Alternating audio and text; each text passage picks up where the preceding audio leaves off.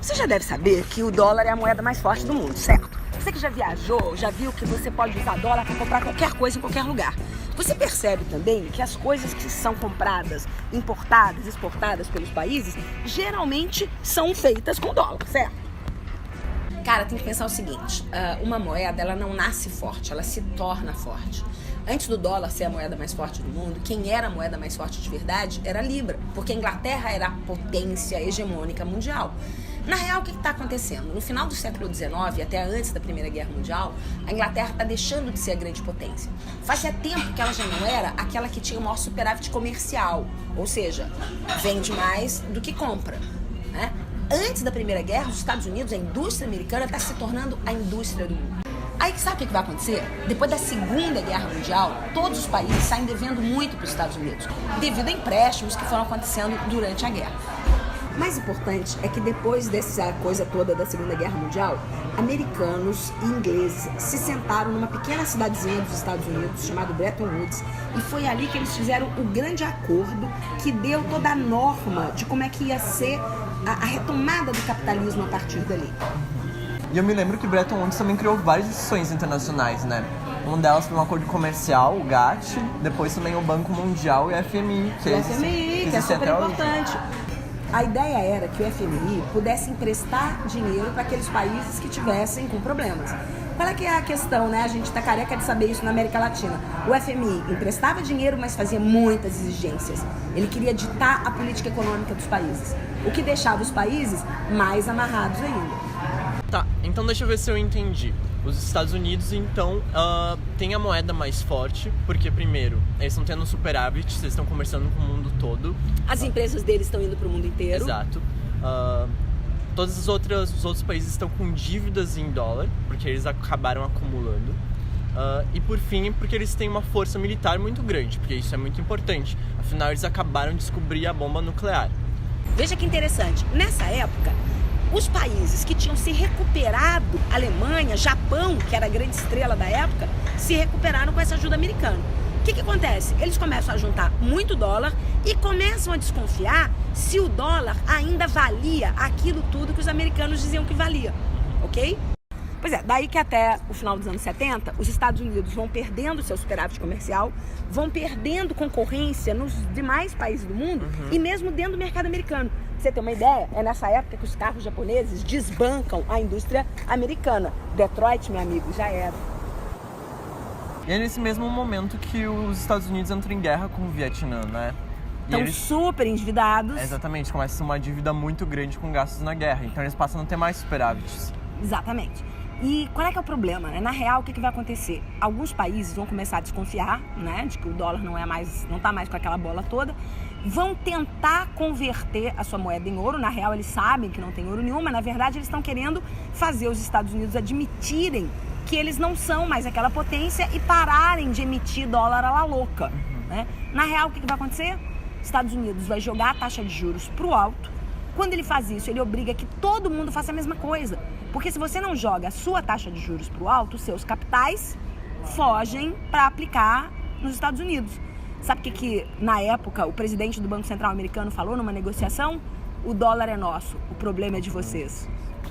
Isso é a política do dólar forte, né? Mas isso funcionou? Funcionou por um tempo, né? Na real, o que vai acontecer? Tem um super fortalecimento do sistema financeiro. Todos esses problemas que a gente tem hoje vêm dessa época. Mas, nesse período, adivinha quem é que se ferra de verdade? Nós aqui na América Latina, né? Quem tinha dívida externa em dólar, quando os Estados Unidos botam os juros lá para cima, imagina o que acontece com as nossas dívidas. Isso vai quebrar muitos países. O Brasil, a gente vai viver 2 famosas décadas perdidas. Só que esse fortalecimento do dólar na marra acabou dando certo para eles, né? Você vê que os anos 90 nos Estados Unidos são anos de recuperação. Por quê? O que está acontecendo? O resto do mundo está aplicando em dólar, está comprando títulos, quando não ativos reais. O que é um ativo real? Um prédio, por exemplo, né? Está comprando tudo isso dentro dos Estados Unidos. Na real, o que está acontecendo? Os Estados Unidos vai se enfraquecendo enquanto economia, indústria e tal, mas se fortalece financeiramente. Por isso que hoje os Estados Unidos continua sendo a grande potência, mas não mais por bons motivos, né? Aula de hoje: a importância da Conferência de Bretton Woods no mundo pós-guerra e a representatividade do Fundo Monetário Internacional, FMI, e do Banco Mundial, o BIRD. Na aula de hoje a gente vai falar sobre o maior acordo monetário mundial. Em 1944, os americanos, e os britânicos, preocupados com a recuperação, econômica, de um mundo devastado pela Segunda Guerra Mundial, eles convocaram a Conferência de Bretton Woods, que ficou conhecido como o maior acordo, monetário mundial. E apesar da participação, de governo de várias nações, inclusive o da União Soviética, e do Brasil também, quem definia as regras, dessa conferência, desse acordo, era os Estados Unidos, e em menor grau o Reino Unido. E durante essa conferência, de Bretton Woods, o plano era garantir, a reconstrução e a estabilidade da economia mundial logo após o fim da Segunda Guerra Mundial. E nessa reunião, ficou estabelecido, um novo padrão monetário, que foi conhecido como o dólar-ouro. E aqui a definição do dólar-ouro. Dólar-ouro era um sistema em que o valor das moedas nacionais era vinculado ao dólar dos Estados Unidos, e que, por sua vez, era conversível, em ouro. Já no fim da década de 60, de 1960, a economia dos Estados Unidos começou a perder, a hegemonia do mundo capitalista para a concorrência da Europa Ocidental e do Japão, que já estavam recuperados, depois da Segunda Guerra Mundial.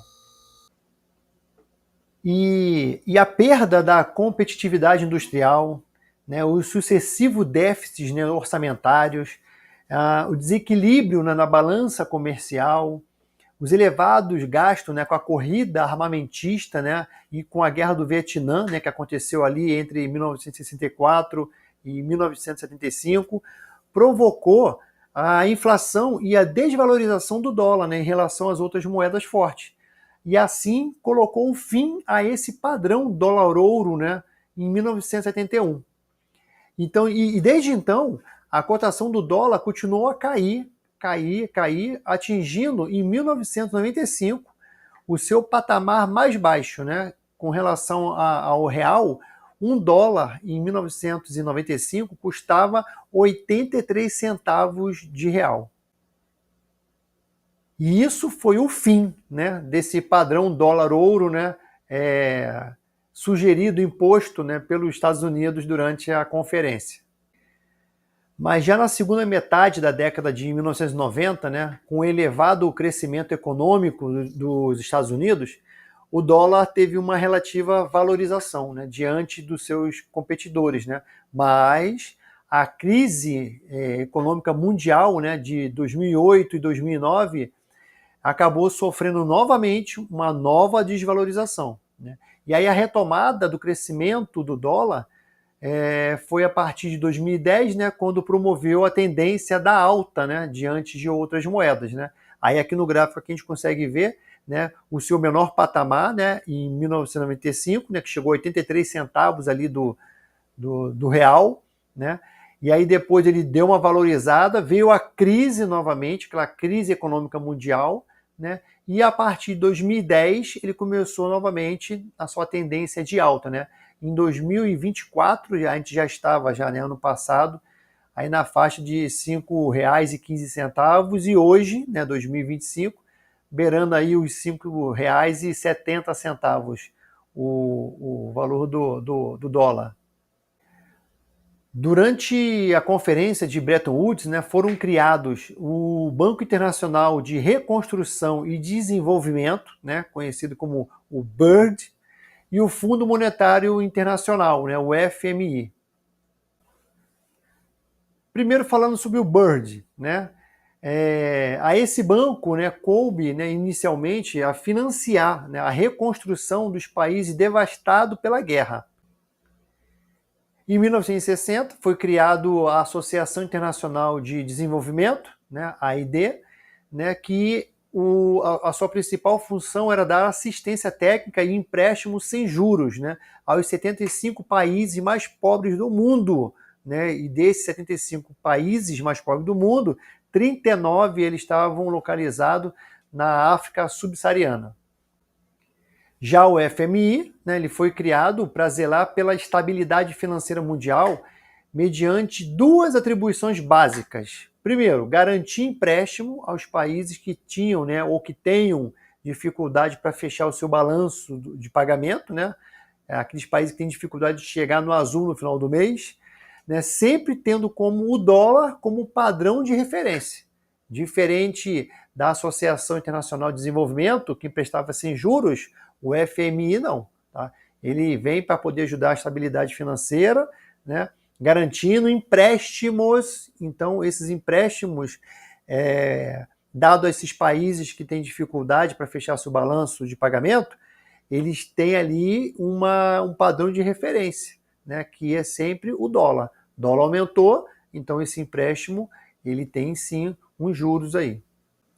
E além dessas ajudas financeiras, né, dadas pelo FMI, né, e pelo BERD, né, tem também o Plano Marshall, né, que foi direcionado à Europa, né, logo após a Segunda Guerra Mundial.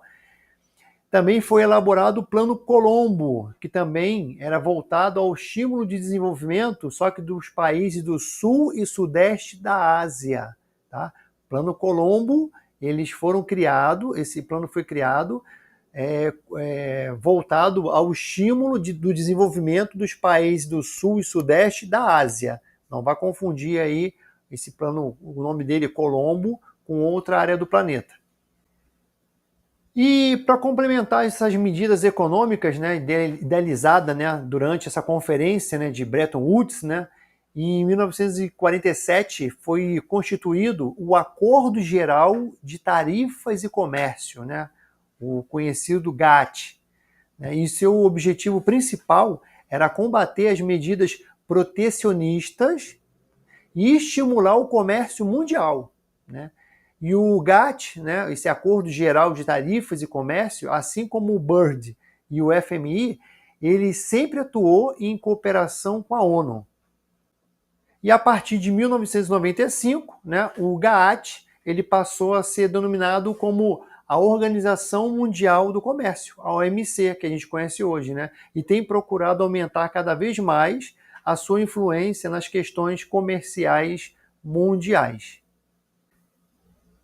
Então hoje era só isso, essa nossa aula era para poder falar sobre esse maior acordo monetário mundial, né, que ficou conhecido como a Conferência de Bretton Woods, né. Então vocês precisam só saber, né, das suas características, né, quando foi criado, por quem e por quê, e quais foram as outras organizações que vieram sendo derivadas a partir dessa conferência. Beleza? Então por hoje era só. E até a próxima aula. E bons estudos!